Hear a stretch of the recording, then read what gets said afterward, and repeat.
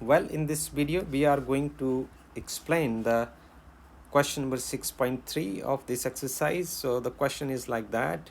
सबसे पहले हमें सवाल पढ़ना पड़ेगा कि आपके पास एक लॉन्ग सोलेनॉइड है, ये आप देख सकते हो, और उसके में 15 टर्न है, 15 टर्न्स पर सेंटीमीटर। आप यहाँ देख लीजिए, n इज इक्वल टू 15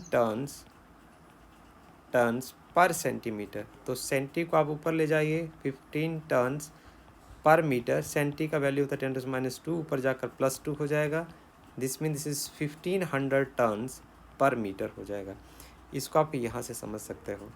और उसके बाद है हमारे पास कि उसका जो has a small loop of area 2 centimetre square. तो एरिया क्या हो जाएगा, area is equal to 2.0 centimetre square. आप इसकी न्यूमेरिकल वैल्यू रख दीजिए 2.0 क्रॉस ×(-2) का स्क्वायर, और यहाँ मीटर स्क्वायर बच जाएगा।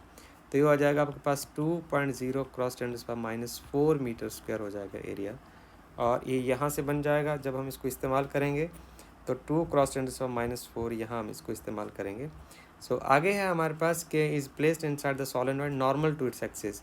तो उसको सोलेनॉइड के अंदर रखा है और सोलेनॉइड की एक्सिस ऐसे है, तो लूप का जो सरफेस है वो ऐसे है, उसका नॉर्मल जो इस डायरेक्शन में आ जाएगा। दिस मीन्स जो B और A के बीच में मैग्नेटिक फील्ड और क्रॉस सेक्शनल एरिया के बीच में एंगल 0 डिग्री है। आगे आपको कहा गया कि द सोलेनॉइड एंड इसमें करंट जो चेंज कर रहा है वो 2.0 एम्पियर से 4.0 एम्पियर में चेंज कर रहा है, और टाइम जो है वो 0.1 सेकेंड है। आपसे पूछा गया what is the induced EMF in the loop while current is changing. तो जब करंट चेंज करता है तो इंड्यूस्ड ईएमएफ कितना होता है। देखिए हमारे पास आ गया number of turns 15 turns per centimetre, ये हो जाएंगे 1500 टर्न्स पर मीटर। सी का वैल्यू जो है उसको हम भर देंगे इसमें।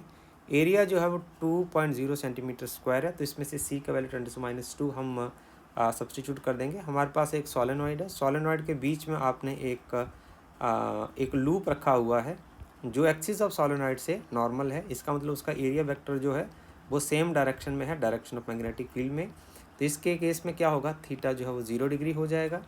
अब करंट जो है वो शुरू में जो कॉइल में है 2.0 एम्पियर है, और थोड़े टाइम के बाद वो इंक्रीज़ करके वो 4.0 एम्पियर हो जाता है, और इसके लिए टाइम लगता है 0.1 सेकेंड। आपसे पूछा गया है कि ईएमएफ कितनी पैदा होगी।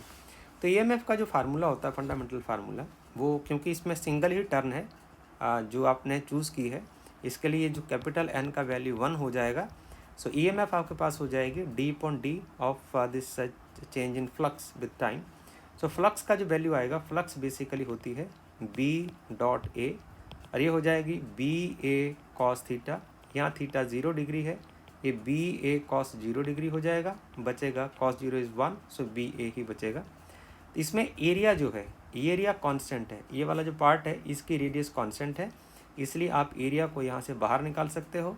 आपके पास अंदर रह जाएगा only dV/dt। So magnetic field is changing by because you put the battery in the circuit, then current grow very slowly because of the Lenz's law.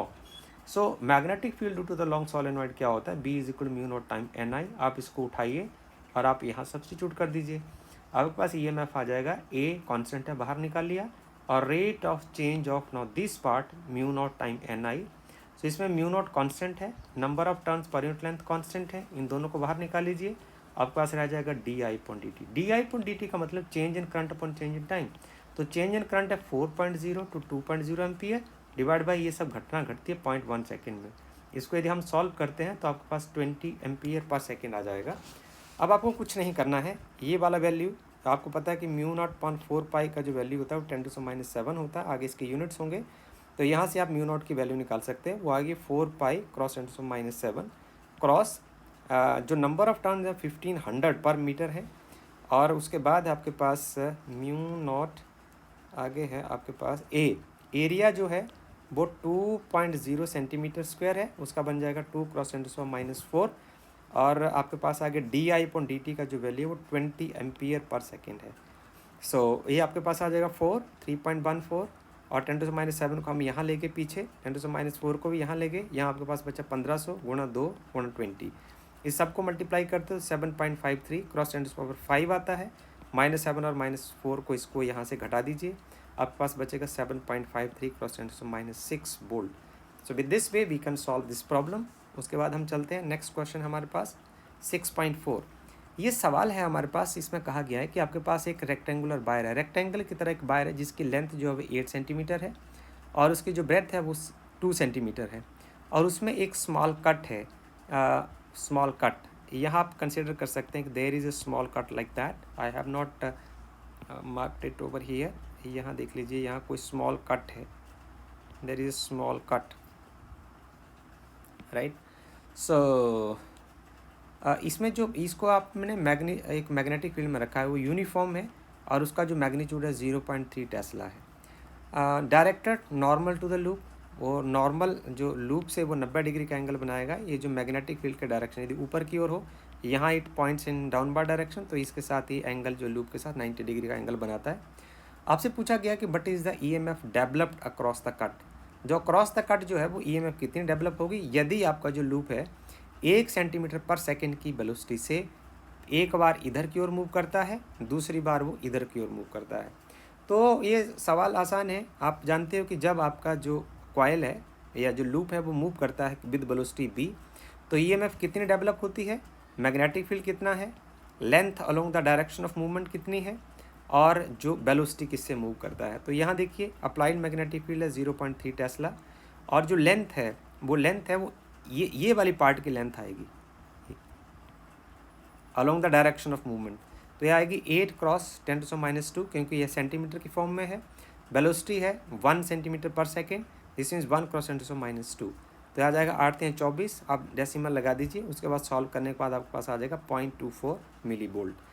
और टाइम कितना लगेगा, कितनी देर तक EMF आएगी, EMF तब तक आएगी जब तक कि एरिया जो है मैग्नेटिक फील्ड के अंदर चेंज होता जाएगा।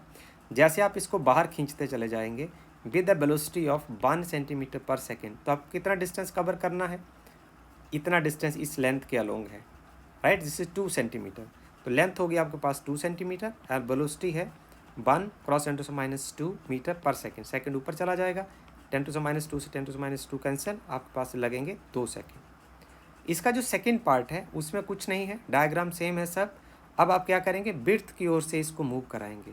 तो ये बड़ा इंटरेस्टिंग प्रॉब्लम है। अब देखिए EMF वही रहेगी BLB, पर अब इस बार लेंथ कौन सी लेंगे, लेंथ वही लेंगे जिस डायरेक्शन से जो आपका रेक्टेंगुलर लूप है वो बाहर की ओर जा रहा है। तो इसमें लेंथ हम किसको कंसिडर करेंगे, 2 सेंटीमीटर को। So will take its 2 cross 10⁻² and the velocity is once again 1 centimetre per second है। तो यहाँ पर सब्स्टिट्यूट कर दीजिए, गुणा करके 0.6 क्रॉस 10⁻⁴ आ जाएगा। यदि आप इसको मिली वोल्ट की टर्म में लिखना चाहते हैं तो आपको इसको from right to left 1 decimal point shift करना पड़ेगा। तो यह +1 हो जाएगा, -3 हो जाएगा। -3 का जो न्यूमेरिकल वैल्यू होता है वो मिली होता है, न्यूमेरिकल नहीं, सॉरी, जो उसका रिप्रेजेंटेशन होता है मिली में होता है, तो आप इसको लिख सकते हैं 0.06 मिली वोल्ट। और इसको टाइम कितनी देर तक आपके पास EMF आप नोट करेंगे, तो वो हो जाएगी लेंथ बटा वेलोसिटी। तो लेंथ कितनी कवर करेगा, वो 8 सेंटीमीटर तक। जब तक कि 8 सेंटीमीटर लेंथ कवर नहीं कर लेता तब तक पूरी तरह से बाहर नहीं जाएगा। तो लेंथ होगी 8 सेंटीमीटर, वेलोसिटी वही है 1 centimetre per second. So you can write that 8 centimetre upon 1 centimetre per second, centimetre से सेंटीमीटर कैंसल, और 8 को 1 से डिवाइड करोगे 8 आएगा, सेकेंड बच जाएगा। तो इस केस में इसको लगेंगे 8 second. So this is all about this video, thank you.